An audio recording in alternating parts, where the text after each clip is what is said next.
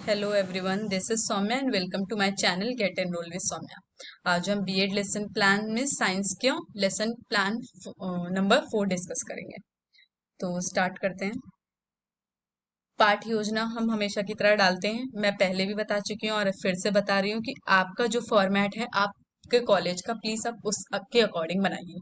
मैंने अपने कॉलेज के फॉर्मेट के अकॉर्डिंग बनाया है वह है, और मैं वही आपको यहाँ पर शो कर रही हूँ। तो पहले आप दिनांक, विषय और प्रकरण मेंशन करेंगे। प्रकरण मतलब आपको अपना चैप्टर मेंशन करना है जो आप पढ़ाने जा रहे हैं। फिर आपको कक्षा, चक्र और अवधि लिखना है। चक्र मीन्स पता ही होगा आपको कि आप किस पीरियड में, कौन से पीरियड नंबर में आप पढ़ाने जा रहे हैं। सामान्य उद्देश्य की बात करें तो आपको सामान्य उद्देश्य सब्जेक्ट से रिलेटेड लिखना है। तो यहाँ पर विज्ञान से रिलेटेड लिखा गया है कि बच्चों में विज्ञान विषय के प्रति रुचि जागृत करना, छात्रों में तर्क शक्ति का विकास करना, छात्रों में वैज्ञानिक दृष्टिकोण का विकास करना, छात्रों की कल्पना शक्ति का विकास करना, छात्रों को विज्ञान के अनुप्रयोगों के बारे में बताना। फिर विशिष्ट उद्देश्य आप प्रकरण से रिलेटेड बताते हैं। तो ज्ञानात्मक में बताया गया है विद्यार्थी अम्ल, क्षार एवं लवण के बारे में जान सकेंगे। बोधात्मक में है विद्यार्थी अम्ल, क्षार एवं लवण में अंतर करना सीख जाएंगे। विश्लेषणात्मक में है विद्यार्थी अम्ल, क्षार एवं लवण को पहचानना जाएंगे। संश्लेषणात्मक में विद्यार्थी अम्ल, क्षार व लवण का उदाहरण दे सकेंगे। और अगर क्रियात्मक की बात करें तो विद्यार्थी दैनिक जीवन में पदार्थों को अम्ल, क्षार व लवण में बांट सकेंगे। अब सहायक सामग्री मतलब वो चीजें जो आपने टीचिंग करते वक्त यूज की, तो वो आपके चौक, डस्टर, श्यामपट्ट, चार्ट इत्यादि हैं। पूर्व ज्ञान हमेशा आप अपना कंटेंट पढ़ाने से पहले पूर्व ज्ञान डालते हैं कि बच्चों को इस चैप्टर से की बेसिक समझ पहले से ही है। तो आपने पूर्व ज्ञान में डाल दिया कि बच्चे फलों के बारे में अच्छे से जानते हैं, ये इनका पूर्व ज्ञान है। क्योंकि ये तो बिल्कुल सही बात है, अम्ल, क्षार और लवण के बारे में जब तक कोई बच्चा पढ़ेगा नहीं शायद ही वो उसे जानता हो। इसलिए हमने पूर्व ज्ञान में इस चीज को मेंशन कर दिया है कि बच्चे फलों के बारे में अच्छे से जानते हैं। अब प्रस्तावना प्रश्न की बात करते हैं। ये वो क्वेश्चन होते हैं जब हम टॉपिक पढ़ाने से पहले कुछ इंट्रोडक्टरी क्वेश्चन करते हैं, मतलब एज अ इंट्रोडक्शन कुछ क्वेश्चन पूछते हैं और बच्चों से उसका रिस्पॉन्स लेते हैं। तो क्वेश्चन है, पेड़ों से हमें खाने हेतु क्या प्राप्त होता है? तो बच्चा रिप्लाई करेगा, फल, सब्जी इत्यादि हमें खाने के लिए प्राप्त होता है। कुछ फलों के नाम बताओ। सेब, अनार, संतरा इत्यादि फलों के नाम है। संतरे का स्वाद कैसा होता है? संतरे का स्वाद खट्टा होता है। संतरे में खट्टापन किस कारण आता है? अब ये समस्यात्मक प्रश्न है। आप देख रहे होंगे कि जैसा प्रश्न है उसका जो आंसर बच्चा दे रहा है उसी आंसर से आप नया क्वेश्चन का निर्माण कर रहे हैं। जैसे यहाँ फल सब्जी की बात हुई तो आप ने तुरंत क्वेश्चन बना दिया, फलों के नाम बताओ। जब बच्चा आपको फलों के नाम में संतरा बता रहा है तो आपने तुरंत क्वेश्चन बता दिया कि संतरे का स्वाद क्या होता है। जब वो आपको स्वाद बता रहा है तो अब आप पूछ रहे हैं कि खट्टापन कहाँ से आ रहा है। तो आप देख रहे होंगे आंसर से रिलेट करते हुए आपको क्वेश्चन बनाना है और अंत में कुछ ऐसा क्वेश्चन ला देना है जो समस्यात्मक हो सकता है। हो सकता है बच्चा जानता भी हो और हो सकता है बच्चा ना जानता हो। तो अब इसको आगे बढ़ाते हुए इसमें उद्देश्य कथन डालेंगे। याद रखिए क्वेश्चन ऐसा होना चाहिए जो आपके टॉपिक को कहीं ना कहीं समझा रहा हो कि ये ऐसा इसलिए हो रहा है। तो अब आप इन उद्देश्य कथन में 2 लाइन बोलेंगे कि संतरे में खट्टापन अम्लता द्वारा आता है। अब आप देखिए इस लाइन से आपने अम्लता चीज ला दी है, अपने टॉपिक की बता दी है कि हम अम्ल, क्षार और लवण पढ़ने जा रहे हैं, तो उसमें अम्लता क्या है। आज हम लोग अम्ल, क्षार एवं लवण के बारे में विस्तार पूर्वक अध्ययन करेंगे, ऐसा कहते हुए आपको आगे बढ़ना है। अब प्रस्तुतिकरण मतलब आपने यहाँ पर प्रेजेंटेशन दी है कि आपने कौन सा शिक्षण बिंदु मतलब टॉपिक सेलेक्ट किया, आपकी उस पर क्या क्रिया रही। छात्राध्यापिका मतलब टीचर प्यूपिल जो आप हैं, जो अब आप पढ़ाने जा रहे हैं, टीचिंग की प्रैक्टिस करने जा रहे हैं। छात्र प्रकृति क्रिया मतलब बच्चे क्या रिस्पॉन्स कर रहे हैं। शिक्षण विधि मतलब आपने कौन सी विधि, कौन सा मेथड यूज किया पढ़ाते वक्त। और लास्ट में आप श्यामपट्ट कार दर्शाएंगे। तो पहला क्वेश्चन, पहला शिक्षण बिंदु आप टॉपिक उठा रहे हैं अम्ल, उसकी परिभाषाएं व उदाहरण। तो अब कंटेंट पढ़ाने से पहले फिर से 1 या 2 क्वेश्चन पूछेंगे। तो पहला क्वेश्चन मान लीजिए आपने किया, नींबू का स्वाद कैसा होता है? तो बच्चा रिस्पांस दे रहा है, नींबू का स्वाद खट्टा होता है। अब ये विधि कौन सी हो गई? प्रश्नीकरण विधि हो गई, क्योंकि आप प्रश्न पूछ रहे हैं बच्चे से। अब आप स्पष्टीकरण देंगे कि अम्ल वे पदार्थ हैं जो स्वाद में खट्टे होते हैं।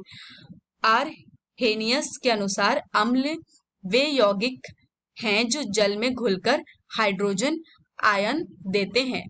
ल्यूस के अनुसार अम्ल इलेक्ट्रॉन को ग्रहण करता है, यहाँ नीले लिटमस पेपर को लाल कर देता है। इस पीएच मान इसका यहाँ पर इसका होगा, इसका पीएच मान 7.0 से कम होता है।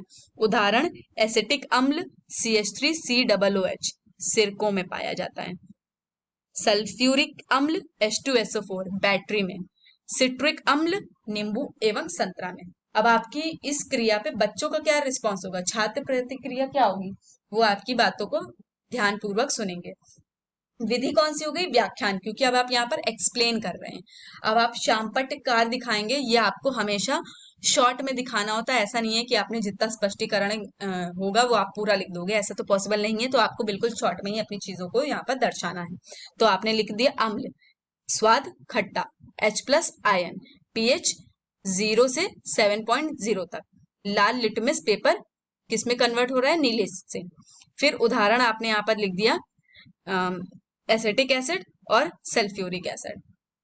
दूसरे टॉपिक पे आते हैं, दूसरा शिक्षण बिंदु देखते हैं अब क्या है, क्षार, उसकी परिभाषाएं व उदाहरण। अब फिर से आप स्पष्टीकरण करने से पहले एक या दो क्वेश्चन पूछेंगे। तो पहला क्वेश्चन मान लीजिए हमने किया, हम कपड़े किससे धुलते हैं, तो हम कपड़े साबुन से धुलते हैं। साबुन छूने से कैसा लगता है, साबुन छूने से चिपचिपा लगता है। अब विधि कौन सी हो गई है, प्रश्नीकरण। क्यों, क्योंकि आपसे आप प्रश्न कर रहे हैं बच्चों से। अब स्पष्टीकरण में क्या है, क्षार वे पदार्थ हैं जिसका स्वाद तीखा या कड़वा होता है, इसका जलीय घोल छूने में साबुन की तरह होता है। आर्हेनियस के अनुसार वे पदार्थ जो जलीय विलयन में हाइड्रोक्साइड आयन या हाइड्रोक्साइड आयन देते हैं।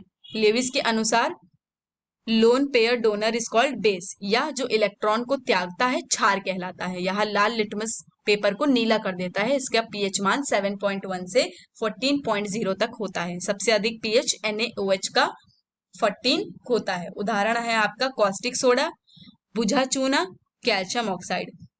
अब छात्र प्रतिक्रिया की बात करें तो विद्यार्थी ध्यानपूर्वक सुनेंगे, और ये फिर से शिक्षण विधि, क्योंकि आप व्याख्या के द्वारा बच्चों को समझा रहे हैं। फिर आप शामपट्टकार में अपनी इन चीजों को शॉर्ट में करके लिख देंगे। क्षार कड़वा स्वाद, हाइड्रोक्साइड आयन पीएच होगा 7.0 से 14.0, नीला लिटमस पेपर लाल से। फिर उदाहरण है आपका कास्टिक सोडा और बुझा हुआ चूना। फिर आप तीसरा शिक्षण बिंदु मतलब तीसरा टॉपिक चूज करेंगे, लवण, उसकी परिभाषाएं व उदाहरण। अब फिर से आप स्पष्टीकरण करने से पहले एक या दो क्वेश्चन डालेंगे।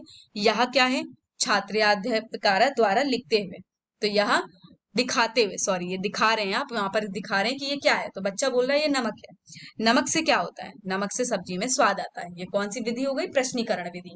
ये आप बिल्कुल दिखा भी सकते हैं, हो सकता है आप कुछ, आपको अगर ये चीज ऐसा नहीं करना है कि आपको एग्जाम्पल दिखाना चाहे तो आप दूसरा क्वेश्चन भी चूज कर सकते हैं, ये आप पे बिल्कुल डिपेंड करता है। मैंने सिर्फ समझाने के लिए यहाँ पर आपको दिखा दिया है कि ऐसे ऐसे करके लेसन प्लान बनता है। अब स्पष्टीकरण की बात करें तो स्पष्टीकरण में है, अम्ल एवं क्षार की प्रतिक्रिया के फलस्वरूप बने पदार्थ को लवण कहते हैं। जैसे HCl अम्ल व NaOH क्षार को मिलाने पर NaCl लवण बनता है। अब बच्चों की क्या प्रतिक्रिया है वो फिर से ध्यानपूर्वक सुनेंगे, और विधि आपकी व्याख्यान विधि, क्योंकि आप यहाँ पर व्याख्या कर रहे हैं।